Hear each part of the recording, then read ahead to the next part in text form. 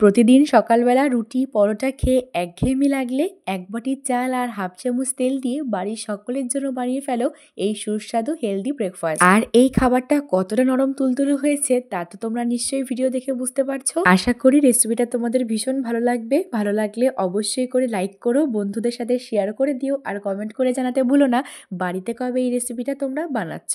চলো তাহলে রেসিপিটা এবার শুরু করে ফেলি। আমি এখানে এক বাটি কাঁচা চাল আগের দিন রাত্রিবেলায় ভিজিয়ে রেখেছিলাম। সেই চালটাকে ভালো মতো ধুয়ে পরিষ্কার করে নিয়ে মিক্সার গ্রাইন্ডার জারের মধ্যে জল ছেঁকে দিয়ে দিচ্ছি। আর দিচ্ছি হাফ বাটি মতো সুজি আর হাফ বাটি মতো টক দই।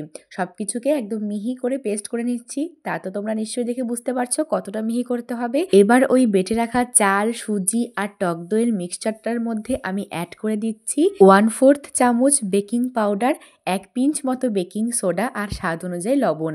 সামান্য একটু জল দিয়ে এই শুকনো উপকরণগুলিকে মিক্সচারটার সাথে খুব ভালো মতো ফেটিয়ে নিচ্ছি আমি। দেখো ঠিক এরকম হবে ঘনত্বটা।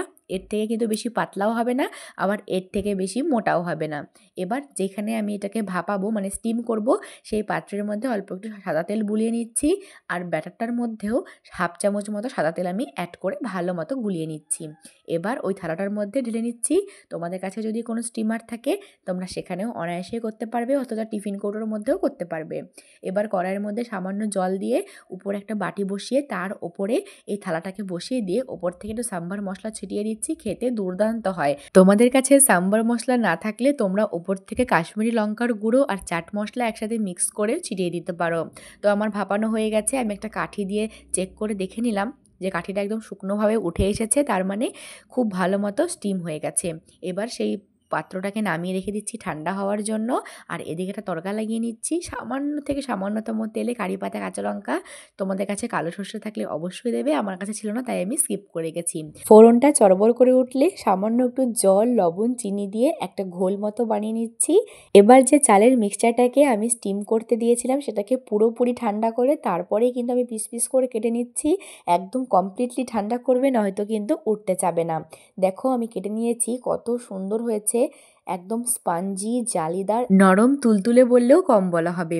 বাচ্চা থেকে বড় যাদের দাঁতের প্রবলেম আছে তারাও খেতে পারবে, বাচ্চাদের টিফিনেও দিতে পারবে, নিজেদের লাঞ্চ বক্সেও প্যাক করে নিতে পারবে, আবার ব্রেকফাস্টেও খেতে পারবে, মাল্টিপারপাস ইউজ করতে পারবে।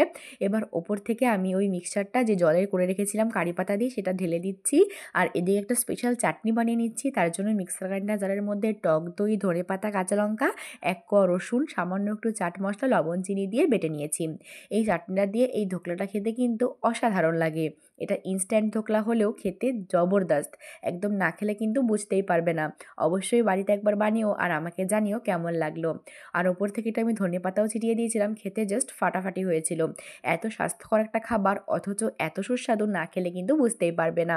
আজকের রেসিপি এই পর্যন্তই। বাই।